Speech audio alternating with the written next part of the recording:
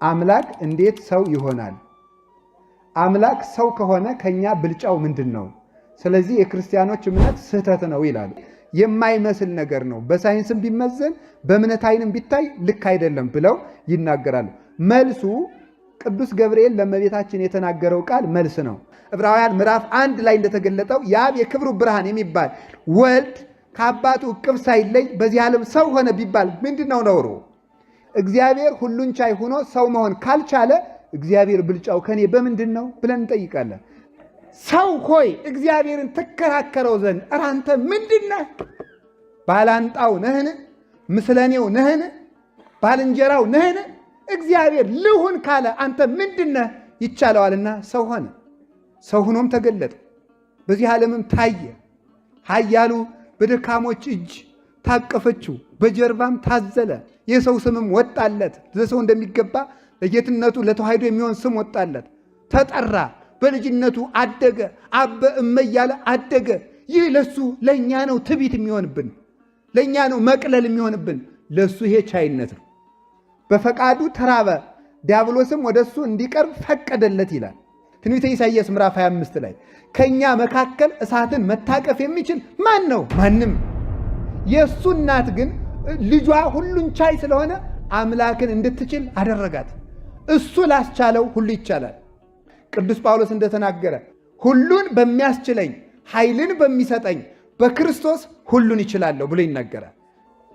በዚህ ዓለም ላይ ብዙ ሰዎች እንቅፋት የገጠማቸው ጌታችን መድኃኒታችን ኢየሱስ ክርስቶስን ጌትነቱን ባለማወቅ ነው። እርሱም የማቴዎስ ወንጌል ምዕራፍ 11 ላይ በእኔ ያልተሰናከለ ሰው ንዑድ ክቡር ነው ይላል።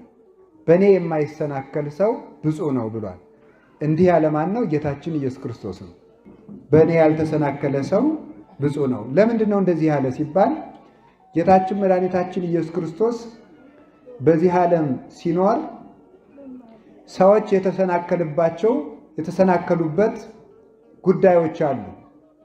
በእነዚያ ጉዳዮች ሰዎች ተሰናክለው ከሱ መንግስት ወጥተው ቀርተዋል እና እሱ ሰው በመሆኑ ባደረጋቸው ስራዎቹ ተሰናክለው ከመንግስቱ ስለወጡ አንዱ መንግስት ትምጣ ብለን የምንጸልየው ያንተ ጌትነት ሳይገባን ቀርቶ አንተን በተሳሳተ መልኩ የማናውቀውን ሌላ ክርስቶስ እየተከተል እውነተኛውን ክርስቶስ ሳናገኝ ቀርተን ከመንግስትህ እንዳንወጣ መንግስትህን ግለጥልን ብላችሁ ጸልዩ ያለ ለዚህ ነው።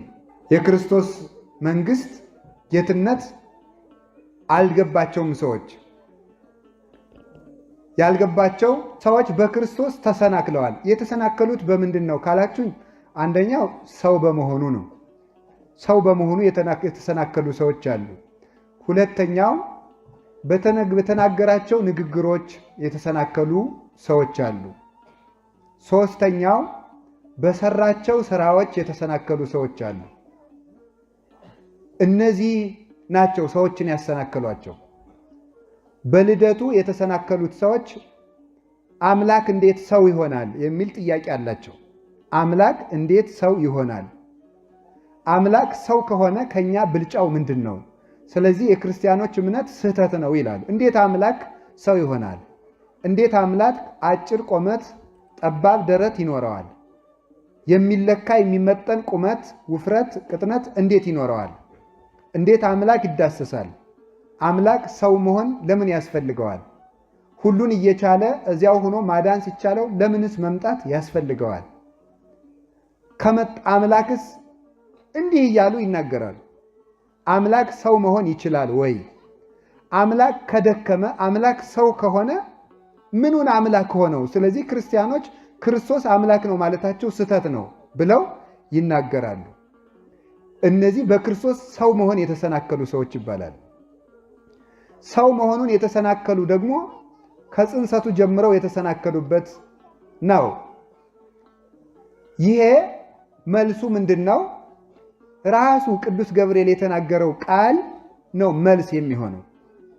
አምላክ እንዴት ሰው ሊሆን ይችላል ብለው በተለይ ሳይንሳውያንን የሚሉት ፍልስፍና እናውቃለን የሚሉት በምክንያት እናንተ እንደምትሉት ሎጂካል በሚባል አስተሳሰብ እናስባለን ብለው የሚናገሩ ሰዎች አምላክ ሁሉን ቻይ ከሆነ ሰው እንዴት ይሆናል? እንዴት ሰው ሊሆን ይችላል? ሁሉን ቻይ አምላክ ሁሉም በማይችል ስጋ ከተገለጠ እንዴት አምላክ ሊሆን ይችላል? ይሄ የማይመስል ነገር ነው። በሳይንስም ቢመዘን በእምነት ዓይንም ቢታይ ልክ አይደለም ብለው ይናገራሉ። መልሱ ቅዱስ ገብርኤል ለእመቤታችን የተናገረው ቃል መልስ ነው። ለእግዚአብሔር የሚሳነው ነገር የለም። አሁን ሰዎቹ ሎጂክ ነው ብለው ባሰቡት ነገር ባመጡት ሐሳብ ራሳችሁ ትመልሳላችሁ ማለት ነው። አምላክ ሁሉን ይችላል። አምላክ ሁሉን ከቻለ እንዴት ሰው ሊሆን ይችላል ካለ ምን ብላችሁ ትመልሱለታላችሁ መሰላችሁ? አምላክ ሁሉን የሚችል ከሆነ እንዴት ሰው መሆን አይችልም? ተመለሰ አልተመለሰም? አምላክ ሁሉን ይችላል። ሁሉን እየቻለ እንዴት ሰው መሆን ይችላል ከተባለ አምላክ ሁሉን ከቻለ እንዴት ሰው መሆን አይችልም? ስለዚህ ሰው የሆነው ሁሉን ስለቻለ ነው እንጂ ስለሚያቅተው አይደለም ማለት። ሰው መሆኑ ራሱ ሁሉን ቻይነቱን ያስረዳለታል ማለት። ለምሳሌ አንድ ሐሳብ ላምጣላችሁ። እኔ ለምሳሌ ሰው ነኝ። መሆን የምችለው ሰው ብቻ ነው። ጦጣ፣ ዝንጀሮ፣ ሌላ ነገር መሆን አልችልም። መልአክ መሆን የሚችለው ሰው መልአክ ብቻ ነው። ሰው ወይም አውሬ መሆን አይችልም። ወፍ መሆን የሚችለው ወፍ ብቻ ነው። አውሬ ወይም ሰው መሆን አይችልም። ዛፍ መሆን የሚችለው ዛፍ ብቻ ነው። ብረት ወይም ወርቅ ወይም ሌላ ነገር ሊሆን አይችልም። ሌላውን ፍጥረት ሁሉ ውሃ ነው መሆን የሚችለው። ደም አይሆንም፣ ወይም ወተት አይሆንም፣ ወይም ደመና ወይም ጠጣር ድንጋይ አይሆንም። ድንጋይ ነው የሚሆነው። ይሄ ፍጡር ነው። ፍጡር የተለካ የተመጠነ የተወሰነ የተፈጥሮ ልኬት አለው። ከዚያ መጠኑ ማለፍ አይቻለውም። ፈጣሪ ግን ሁሉን ይችላል። ሁሉን ስለሚችል ሰው መሆንም ቻለ። እኔ ሰው በመሆኔ ሌላ መሆን አልችልም። እኔ ሰው በመሆኔ ሌላ መሆን አልችልም እንጂ እግዚአብሔር እኔ ሰው በመሆኔ ሌላ መሆን ካልቻልኩ እግዚአብሔር ሁሉን ቻይ ሆኖ ሰው መሆን ካልቻለ እግዚአብሔር ብልጫው ከኔ በምንድን ነው ብለን እንጠይቃለን። ታዲያማ እግዚአብሔር ከሰው ልዩ ሁሉ የሚቻለው ስለሆነ ሰው ለምሳሌ ሰው አውቆ መራብ አይችልም። ፈቅዶ ፈልጎ መራብ አይችልም። ተፈጥሯዊ ግዴታ አስገድዶት ነው መራብ የሚችለው። ሰው ፈልጎ መጠማት አይችልም። ሰው ፈልጎ መድከም አይችልም። እግዚአብሔር ግን ሁሉን ስለሚችል ፈልጎ ይራባል፣ ፈልጎ ተጠማ፣ ፈልጎ ተራበ። ርህበ በፈቃዱ ወሀበሆ ለዲያብሎስ ይቅረብ ሀቤሁ ከማያመክሮ ይላል ሳዊሮስ ዘአንጾኪያ። በፈቃዱ ተራበ፣ ዲያብሎስም ወደሱ እንዲቀርብ ፈቀደለት ይላል። ስለዚህ ሁሉን ስለሚችል አንድ ንጉሥ ሲሆን ገዢ ሲሆን የአንዲት ሀገር ሙሉ አስተዳዳሪ ሲሆን በግዛቱ ካለች ከአንዲት ድሃ ቤት ገብቶ ቢያድር ንጉሱ ወደ ድሃነት ተለወጠ እንደማይባል የዚህ ዓለም ንጉሥ የሚሆን ዓለምን ፈጥሮ የሚገዛ ሕያው ቃል ቅዱስ እግዚአብሔር እርሱ በድሆች ቤት በድንግል ማርያም ማኅፀን ስላደረ እሱ ወደኛ ድህነት አይለወጥም። እፎ ቤተ ነዳይ ሀደረ ከመ ምስኪን ያለው ይሄ ነው። ባለጸጋው በድሃ ቤት ስላደረ የእኛ ድህነት ወደሱ አይደርስበትም። ወይም ደግሞ ፀሐይ ባደፈ ውሃ ላይ ወይም በደፈረሰ ውሃ ላይ ስላበራች የውሃው መደፍረስ የፀሐዩን ብርሃን እንደማያደፈርሰው ሁሉ እግዚአብሔር ኃጢአት በበዛበት ዓለም ስለተወለደ ኃጢአት ወደ እሱ ደረሰበት አይባልም።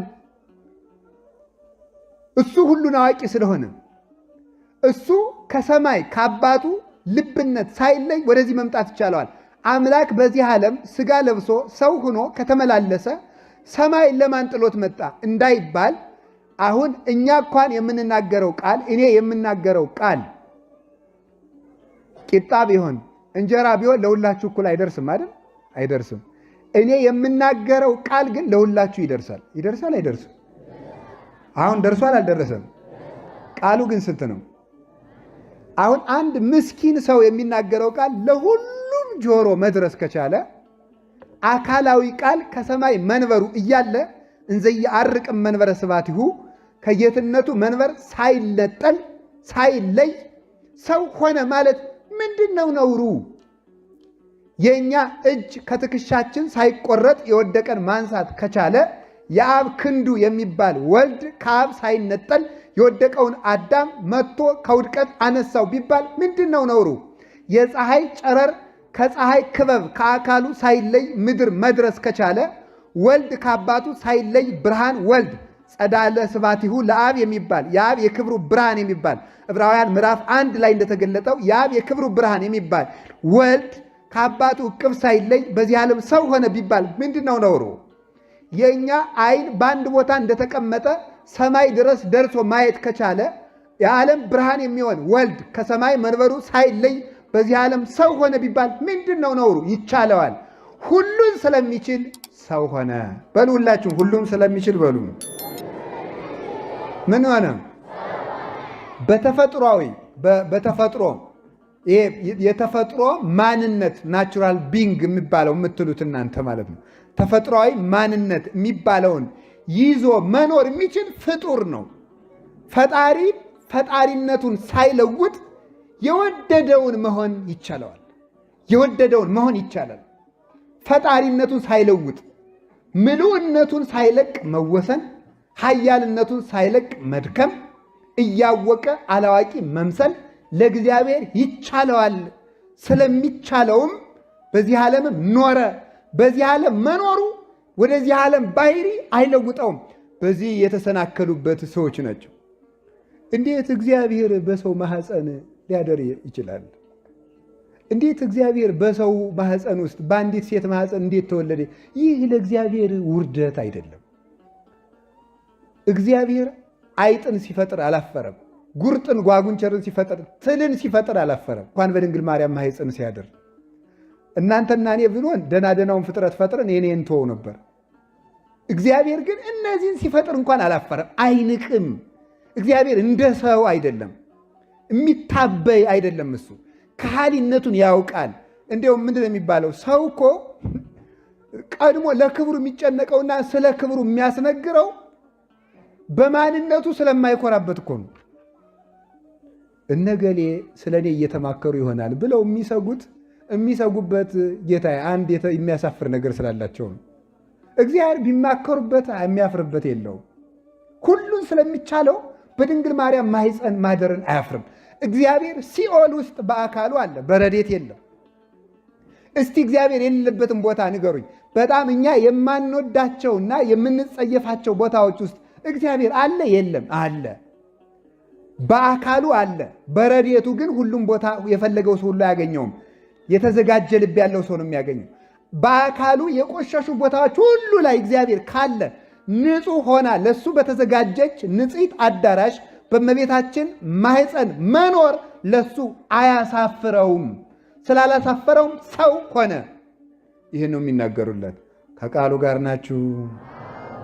ሁለተኛ በጌታችን በመድኃኒታችን በኢየሱስ ክርስቶስ እንዲያውም ከድንግል መወለዱ እና ሰው መሆኑ እንዴት ያለ ከሃሊ መሆኑን ያስረዳለታል። ከሃሊነቱን እንዴት ልንል እንችላለን? እንዴት ነው ከሃሊነቱን የሚያስረዳው? በጣም ልንገራችሁ። ለምሳሌ ጠባብ በሰፊ ማደር ይችላል። ሰፊ በጠባብ ማደር ይችላል? አይችልም? ንገሩኝ እንጂ። ለምሳሌ 5 ሜትር ቁመት ያለው ሰው በ3 ሜትር ከረጢት ማደር ይችላል? በሉ ንገሩኝ እንጂ። 200 ሜትር ቁመት ያለው ዛፍ 50 ሜትር ባለው ቤት ውስጥ መቆም ይችላል? ካልተቆረጠ በቀር ማለት ነው። ይህ የፍጡር ጠባይ ነው። ፈጣሪ ግን ሰፊ ነው። የድንግል ማርያም ማህፀን አልጠበበውም። ይህን ማድረግ ስለሚችል ፍጡር ነው እኮ የማይችል እሱ ይችላል። ስለሚቻለው ኢጸበቦ ማህፀነ ድንግል ሰማይ ወምድር ዘኢያገምሮ ይላል ሊቁ ቅዱስ ቄርሎስ ሲናገር፣ ኢጸበቦ ማህፀነ ድንግል የእመቤታችን ማህፀን አልጠበበውም። በዚያች 3 ክንድ ከስንዝር ቁመት ባላት ሲያድር ይህ ለሱ ይቻላል። በዚያውም ላይ ሴት ያለ ወንድ ዘር ሰውን ትወልድ ዘንድ አይቻላትም። እሱ ስለሆነ ግን የእሱን እናት ግን የኔ እናትማ ሁሉን ስለምችል ያለ ዘር መውለድም ትችያለሽ ብሎ እንድትችል አደረጋል። እሳትን መታቀፍ የሚችል ማን ነው ይላል ኢሳይያስ። ትንቢተ ኢሳይያስ ምዕራፍ 25 ላይ ከኛ መካከል እሳትን መታቀፍ የሚችል ማን ነው? ማንም። የእሱ እናት ግን ልጇ ሁሉን ቻይ ስለሆነ አምላክን እንድትችል አደረጋት። እሱ ላስቻለው ሁሉ ይቻላል። እንኳን ለሱ እሱ ላደረባቸው ሰዎች እንኳን ሁሉ ይቻላቸዋል። ቅዱስ ጳውሎስ እንደተናገረ ኩሎ እክል በዘውእቱ አክህለኒ ክርስቶስ፣ ሁሉን በሚያስችለኝ ኃይልን በሚሰጠኝ በክርስቶስ ሁሉን ይችላለሁ ብሎ ይናገራል። ስለዚህ ጌታችን መድኃኒታችን ኢየሱስ ክርስቶስ ከድንግል ተመልከቱ፣ በጌትነቱ ቢገለጥ ዓለም ሁሉ ተቃጥሎ ይጠፋ ነበረ። ፀሐየ ጽድቅ ሰረቀ እማንቀጸ ሕዝቅኤል አቢኦ ጸዳላቲሁ በደመና ቀሊል ከመይዊ ዓለም በላይቡ ይላል። በነደ እሳትነቱ በጌትነቱ በመለኮቱ እሳት ዓለም እንዳይቃጠል የክብር ብርሃን ክርስቶስ ከሕዝቅኤል ከታተመችው ደጃፍ ከሕዝቅኤል የብርሃን በር ከድንግል ማርያም ጸዳለ ብርሃኑን በሷ ሰውሮ ሰው ሆኖ ተገለጠ። ያንን ማኅፀነ ድንግሏን አሁን ማኅፀነ ድንግልናዋን ሳይለውጥ ተጸነሰ። እንዴት ይቻላል? ይቻላል እያልኳችሁ ለእግዚአብሔር ይቻላል። ያንን ማድረግ ከተቻለ ተመልከቱ፣ ያንን ማድረግ ከተቻለ ፍጡር እንዲህ አድርጎ መስታወት መስራት ከቻለ እግዚአብሔር የእናቱን ድንግልና ሳይለውጥ ሰው ቢሆን ምን ይሳነዋል? አልተሳነውምና ሰው ሆኗል። እጓለ እመሕያው ምንትኑ አንተ ከምትትዋሰው ለእግዚአብሔር ሰው ሆይ እግዚአብሔርን ትከራከረው ዘንድ ኧረ አንተ ምንድነህ? ባላንጣው ነህን? ምስለኔው ነህን? ባልንጀራው ነህን? እግዚአብሔር ልሁን ካለ አንተ ምንድነህ? ይቻለዋልና ሰው ሆነ። ሰው ሆኖም ተገለጠ። በዚህ ዓለምም ታየ። ኃያሉ በደካሞች እጅ ታቀፈችው፣ በጀርባም ታዘለ። የሰው ስምም ወጣለት። ለሰው እንደሚገባ ለጌትነቱ ለተዋሕዶ የሚሆን ስም ወጣለት። ተጠራ። በልጅነቱ አደገ። አበ እመ እያለ አደገ። ይህ ለሱ ለእኛ ነው ትቢት የሚሆንብን፣ ለእኛ ነው መቅለል የሚሆንብን። ለሱ ይሄ ቻይነት ነው። ይኸውላችሁ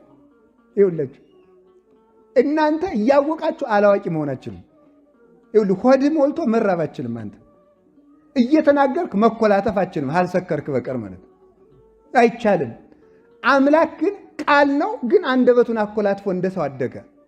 ቋንቋ እየተማረ አደገ። ይህ ለሱ ይቻለዋል። ፍጡር የማይቻለውን ነገር ሁሉ በልዩነት አደረገ። የእናቱን ድንግልና አለመለወጡ እሱ የማይለወጥ አምላክ ለመሆኑ ማስረጃ ሆነ። በዚህ እንኳን ሰዎች ሊረዱት አልተቻላቸውም።